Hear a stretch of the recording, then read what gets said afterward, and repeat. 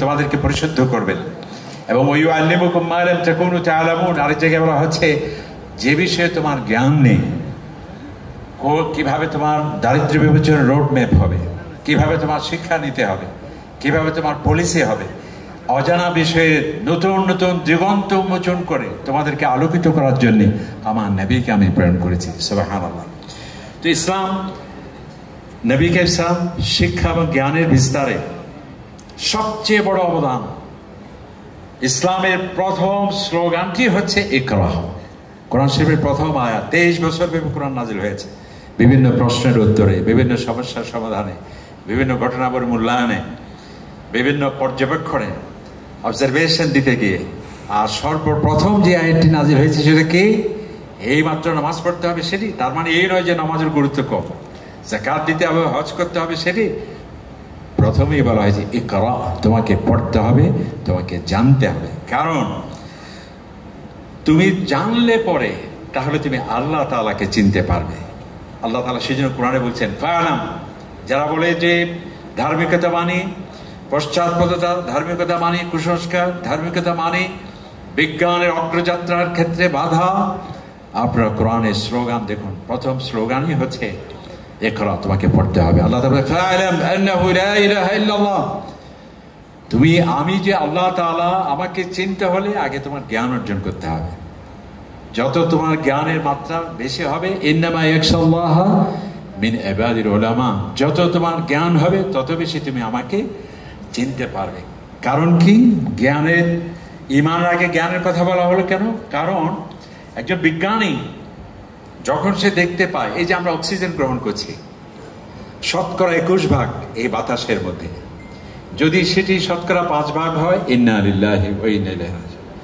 যদি সেটি শতকরা 50 ভাগ বা এর থেকে বেশি হয়, দাহ্যমান বস্তুতে আগুন আর আগুন। তাহলে এমন কি হলো যেটি কমেও না আবার বৃদ্ধিও হয় না?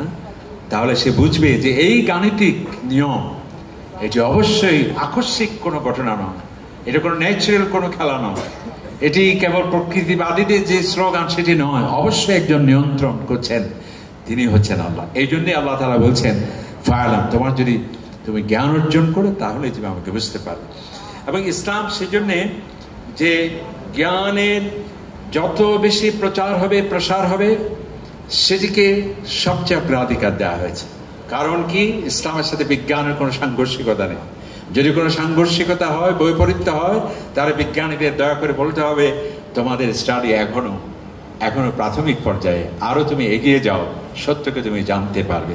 সেজন্য আল্লাহ তাআলা বলছেন হাল ইয়াস্তাবিল্লাযীনা ইয়া'লামুন ওয়াল্লাযীনা লা ইয়া'লামুন, যারা জানে আর যারা জানে না কখনো সমান হতে পারে না।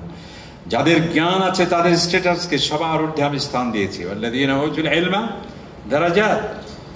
এরপরে আল্লাহ তাআলা বলছে এই জ্ঞান কেবল বই পড়ে নয়, ইসলাম যে কত ব্যাপক, কি জ্ঞানের কথা বলেছেন আমার নবী, কি বিদ্যার উৎকর্ষ সাধনে মৌলিক নীতিমালা ঘোষণা করা হয়েছে কোরআনে পাকে, নবীকে ইসলামের শ্রেষ্ঠ মুজিজা কোরআনে।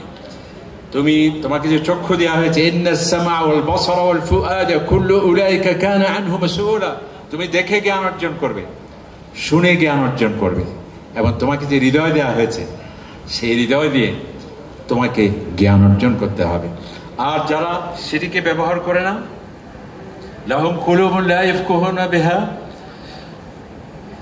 আলহামদুলিল্লাহ আমরা স্বাগত জানাচ্ছি একটু আগেই যার কথা আমরা বলেছি, আস-সুন্নাহ ফাউন্ডেশনের মাননীয় চেয়ারম্যান মহোদয় এবং আমাদের বাংলাদেশের অত্যন্ত জননন্দিত ইসলামী চিন্তাবিদ, এবং ইতিমধ্যে যিনি মানবিক কার্যক্রমে এবং প্রাকৃতিক দুর্যোগ সহ নানাবিধ আমাদের সুখে দুঃখে অনন্য এক দৃষ্টান্ত স্থাপন করেছেন। আলেমদের মধ্যে ব্যতিক্রম ধর্মী স্বতন্ত্র বৈশিষ্ট্যের অধিকারী হযরত মাওলানা শেখ আহমদুল্লাহ সাহেব তিনি এসেছেন। তার মানে হচ্ছে আমাকে দ্রুত ছেড়ে দিতে হবে। যেটি আমরা বলছি যে কোরআন কি বলছে, শুধুমাত্র পুঁথিগত বিদ্যার মধ্যেই সীমিত নয়, তোমাকে চক্ষু দেওয়া হয়েছে দেখে জ্ঞান অর্জন করবে, তোমাকে কান দেওয়া হয়েছে শুনে জ্ঞান অর্জন করবে। যা দেখেছো, যা শুনেছো, এটাকে আরো বিকাশ করতে হবে হৃদয় দিয়ে। আর এই কাজটি যে করে না, আল্লাহ তাআলা বলেছেন লাহুম কুলুবুন লা ইয়াফকাহুনা বিহা, কিছু মানুষ আছে তার হৃদয় আছে কিন্তু সত্যকে, মহাসত্যকে জানার জন্য সে ব্যবহার করে না। লাহুম আয়ুনুন লা ইবসিরুনা বিহা, চক্ষু আছে কিন্তু দেখে সে জ্ঞান অর্জন করে না। তার কান আছে, শুনে সে জ্ঞান অর্জন করে না। উলাইকা কাল আনআম, আল্লাহ কে সে বলেছে সৃষ্টির। দেখুন ইসলাম যে কত আধুনিক, শিক্ষা বিস্তারে নবীজির কত অনন্য ভূমিকা, যা বিজ্ঞানী বলছে এখন আর ইসলাম বলেছে 1000 বছর আগে। আর একটু আগে বললাম যে আরো হাজার বছর আগে এক একজন নবীদের যে সায়েন্টিফিক মিরাকলস, যেগুলো শুনে দেখে বিজ্ঞানীদের অবাক। তো সেই ইসলাম কি বলছে, যারা এগুলোকে জ্ঞান অর্জনে ব্যবহার করবে না সে তো মানুষ নয়, চতুষ্পদ জন্তু, বরং এর থেকে অনেক কিছু।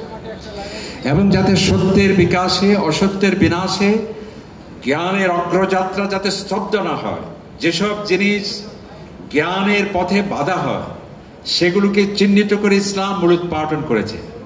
সেই জন্যে মানবতার মহান শিক্ষক, জ্ঞান বিজ্ঞান সবকিছু শ্রেষ্ঠাংশে তার কাছে ঋণী, যেটা জর্জ বার্নার্ড শো বলেছেন, যেটা রুশ দার্শনিক টলস্টয় যখন তিনি মারা গিয়েছেন তার পকেটে ছিল নবী ইসলামের হাদিস। এবং সেই জন্য মাইকেল হার্ট, তিনি যে খ্রিস্টান, তিনি যে দ্য 100 বই লিখেছেন, 1 নম্বরে স্থান দেওয়া হয়েছে নবী করিম সাল্লাল্লাহু আলাইহি সাল্লামকে। কেন? তিনি মুসলিম দেশের রাষ্ট্রপতি ইলেকশন করবেন, আমাদের ভোট লাগবে, ওআইসির মহাসচিব হবেন তিনি। এটি বাস্তবতা। কি উদ্যোগ নবী ইসলাম কোরআনে পাকে বলছে, আন্দাজের উপর কথা বলা বিজ্ঞান যেমন অ্যালাউ করে না, ইসলামই সেটা শিক্ষা দিয়েছে। ওয়ালা তাত্তাবিল হাওয়া, আন্দাজ অনুমানের উপর কোনো কথা তুমি বলতে পারবে না, না জেনে কথা বলতে পারবে না। ওয়ালা তাকফু মা লাইসা লাকা বিইলম, যা বলবে তোমাকে দলিল পেশ করতে হবে। যেটি বিজ্ঞানীদের স্লোগান, আমরা বলবো তোমার স্লোগান নয়, এটা আমার কোরআনের স্লোগান। কুল হাতু বুরহানাকুম ইন কুনতুম সাদিকিন, যদি তুমি সত্যবাদী হও, যা বলছে এর সপক্ষে তোমাকে যুক্তি পেশ করতে হবে। অন্ধ আনুগত্য, বিজ্ঞান বলে যে আমরা অন্ধ আনুগত্য মানি না, কোরআন বলছে, এটা তো কোরআনিক স্লোগান। যখন নবীরা তৌহিদের কথা বলতো, রিসালাতের কথা বলতো, তখন তারা বলতো বাল্লাত্তাবিউ মা আলফাইনা আলাইহি আবানা, যে আমরা আপনাদের কথা শুনবো না, আমাদের বাপদাদাদের যা পেয়েছি সেই কাস্টম, সেই প্রথা, সেটিকে আমরা আঁকড়ে ধরবো। আল্লাহ তাআলা বলছে কি আশ্চর্য, তোমাদের কি বিবেক নেই, তোমাদের কি বুদ্ধি নেই? আওয়ালাউ কানা আবাহুম লা ইয়াকিলুনা শাইআ, তোমাদের বাপদাদা যদি একটা জড়তার মধ্যে থাকে, কুসংস্কারের মধ্যে থাকে, ভুলের মধ্যে থাকে, বিজ্ঞান পরিপন্থী চেতনার মধ্যে থাকে, তাও কি তুমি তার লেজ ধরে থাকবে, তাকে অনুসরণ করবে? তা তো হতে পারে না। এভাবে একজন এক্সপার্টের অপিনিয়নকে অগ্রাধিকার দেয়া, এটি বিজ্ঞানের দাবি। আমরা বলবো যে এটা আপনার দাবি না, এটা কোরআনের দাবি। আল্লাহ তাআলা বলেন ফাসআল বিহি খাবীরা, এই ব্যাপারে যে এক্সপার্ট তাকে তুমি জিজ্ঞেস করো। ফাসআলু আহলা যিকর ইন কুনতুম লা তা'লামুন, যে জানে পারদর্শী তাকে তুমি জিজ্ঞেস করো। কারণ কি? আরেকটি আয়াত আল্লাহ তাআলা বলছেন ওয়ালা ইউনাব্বিউকা মিসলু খাবীর, কারণ কি? একজন এক্সপার্ট যেভাবে মন্তব্য দিতে পারবে সাধারণ মানুষ তো সেটি পারবে না। এবং কোরআন কারীম আরো বলছি কি, দেখুন, যে ব্যক্তি ইসলাম বিবেককে, আকলকে সম্মান প্রদর্শন করেছে, কারণ এই আকল বা বিবেক যত বেশি আমরা কাজে লাগাবো তত বেশি জ্ঞান বিজ্ঞানের বিকাশের ক্ষেত্রে নিয়ামক হিসেবে বলবে। যেমন আমাদের ইউনিভার্সিটিগুলো কি বলা হয়, মুক্ত বুদ্ধির চর্চা বলা হয়। এই জন্য দেখুন তারা আরেকটি অভিযোগ দেয়, ধার্মিকতা মানে হচ্ছে যেটি ইচ্ছের স্বাধীনতাকে স্বীকার করে না, যেটি অবাধ ইনফরমেশনের ক্ষেত্রে বাধা হয়, যেটা চিন্তা চেতনার অবাধ সেটি প্রয়োগের ক্ষেত্রে বাধা হয়। আমরা বলতে চাই সেটি অন্য ক্ষেত্রে হতে বা হতে পারে, ইসলামের ক্ষেত্রে সেটি নয়। বরং আমরা দেখছি ইসলাম ইচ্ছা শক্তি আছে, সেই কথা কোরআনই বলছে। আল্লাহ তাআলা ইন্না হাদাইনাহুস সাবিল, আমি তোমাকে সত্য কোনটি জানিয়ে দিয়েছি আমার নবীর মাধ্যমে, কোনটাকে গ্রহণ করবে তোমার বিবেকের উপর আমি ছেড়ে দিলাম। ইম্মা শাকিরা ওয়া ইম্মা কাফুরা, তোমার ফ্রিডম অফ চয়েসকে কাজে লাগিয়ে তুমি কৃতজ্ঞ হতে পারো, অকৃতজ্ঞ হতে পারো। ফামান শাআ ফালিউমিন ওয়া মান শাআ ফালিয়াকফুর, তুমি ইচ্ছে করলে মুমিনও হতে পারো, ইচ্ছে করলে অবিশ্বাসীও হতে পারো। এবং ইসলাম সেজন্য মতামত প্রকাশের স্বাধীনতাকে সেটি মুক্ত বুদ্ধি চর্চার ক্ষেত্রে যা খুবই দরকার, কোরআনই সে কথা বলেছে। হয়তো অবাক হয়ে বলবেন যে কিভাবে সেটি। আল্লাহ তাআলা বলছে ওয়াজাদিলহুম বিল্লাতী হিয়া আহসান, যারা আমার বিপক্ষে কথা বলে, কোরআনের বিপক্ষে কথা বলে, যারা প্রকৃতিবাদী হয়ে কথা বলে, যারা নাস্তিক হয়ে কথা বলে, যারা সত্যের পরিপন্থী কথা বলে, তাদের সাথে ডিবেটে অংশগ্রহণ করো। ডিবেট মানে কি? তাহলে শুধু কি আপনি কথা বলবেন? ও কথা বলবে। তাহলে তার কথাকেও প্রকাশ করার স্বাধীনতা দিয়েছে ইসলাম, এবং সকল প্রকারের স্বাধীনতা, এমনকি ধর্মীয় স্বাধীনতা, যেটা আল্লাহ তাআলা বলছেন যে তুমি ফোর্স করে আফআনতা তুকরিহুন নাস হাত্তা ইয়াকুনু মুমিনিন, তুমি কি কোনো ধর্মবিশ্বাসকে আরেকজন মানুষের উপরে চাপিয়ে দেবে?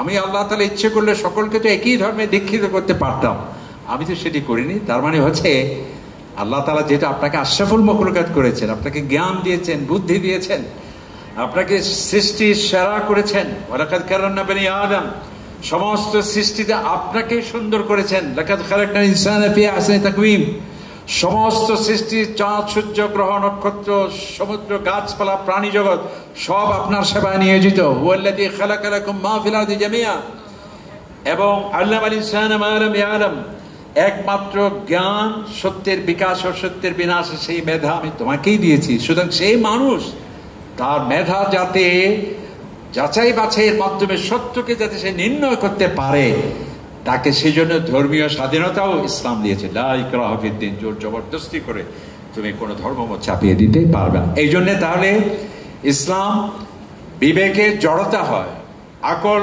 বাধাগ্রস্ত হয়, এই ধরনের কোনো অন্তরায় সৃষ্টি করেনি।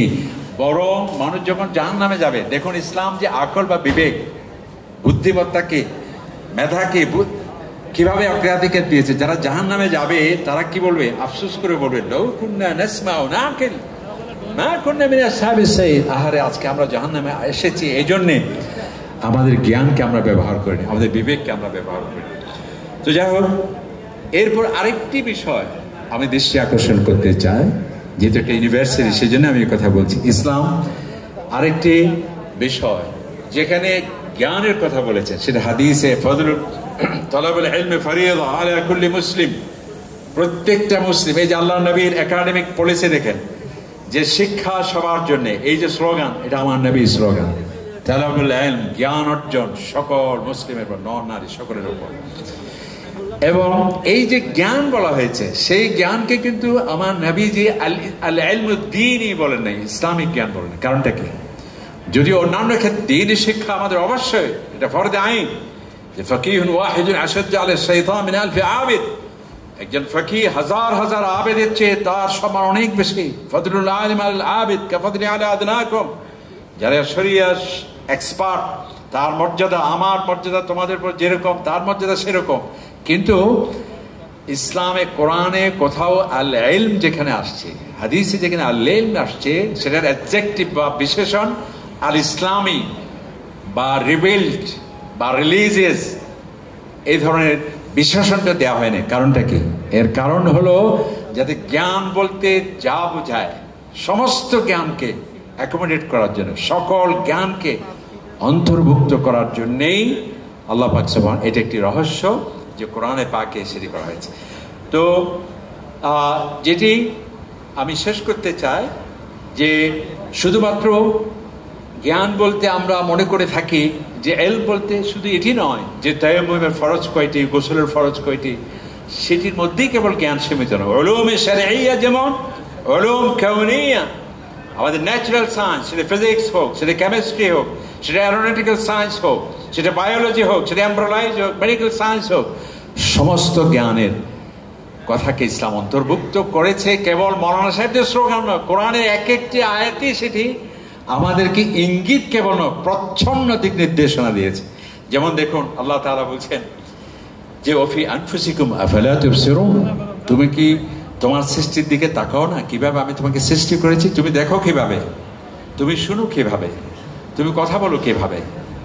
তোমার আল্লাহ সুবহানাহু ওয়া তাআলা যেটা প্রথম আয়াত, যে খালাকাল ইনসানা মিন আলাক, এটা এমব্রায়োলজির আয়াত বলা যায়, যেখানে আজকে জেনেটিক ইনফরমেশনের কথা বলা হচ্ছে। আপনারা জানেন যে মরিস বুকাইলি, তার দুটি অনবদ্য গ্রন্থ, কোরআন, বিজ্ঞান, বাইবেল। আরেকটি বই হচ্ছে দ্য অরিজিন অফ ম্যান, উনি কোরআনের প্রতি আবেগ নিয়ে এই গবেষণা করেননি।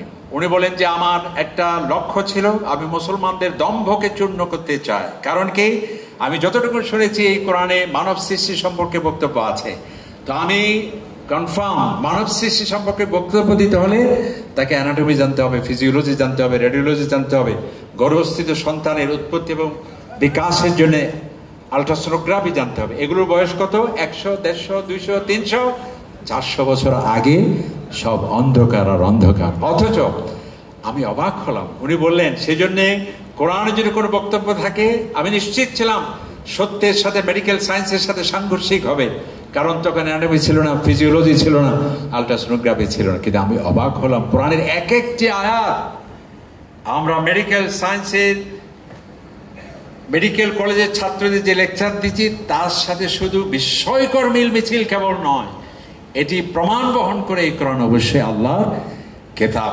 তো এই জন্যে প্রত্যেকটি বিষয়, যেমন আল্লাহ তাআলা বলছেন তোমার আকাশে যে পাখি উড়ে বেড়ায় সেটার দিকে তুমি তাকিয়ে দেখো না কেন, সেটি কিভাবে তার ডানাকে সম্প্রসারণ সংকোচন করে এগিয়ে যাচ্ছে। কোথায় সেই লাইবেরিয়া, কোথায় সেই ইউরোপ, শীতকালে বাংলাদেশে অতিথি পাখি হয়ে আসে।